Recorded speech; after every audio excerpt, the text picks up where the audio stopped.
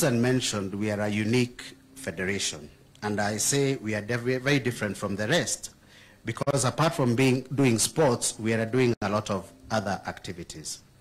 Allow me to dwell on only two areas that I would like us to work together with the government to improve the lives of those who are living differently abled and whose talents are not being exploited. For persons with disability, I would like us to have a bottom-up approach. You have heard from the athlete how sports has transformed her life and that of her parents. I would like to very, very kindly request that we have our own national disability Olympics every 2 years. Your Excellency, we have a beautiful model.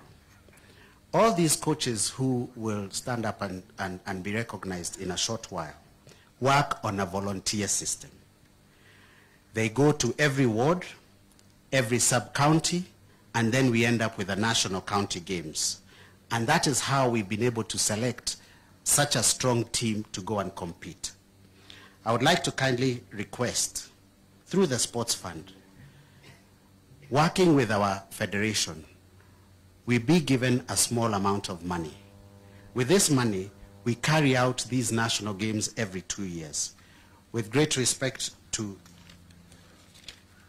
the federation, and our federation, has the requisite capacity to go to all the 47 counties with the right financial model in place. Our federation is an international federation that has been in place for 50 years. In Kenya, we have operated for more than 30 years. So I know what I'm saying. Kindly allow me to present a proposal on how we can do these national games within the next 14 days to your office. Also, my last request, Your Excellency, can we collaborate with the Lions team and the Lions Hospital to create at least 2 hospitals for persons with disability and for people suffering from alcoholism and drug abuse?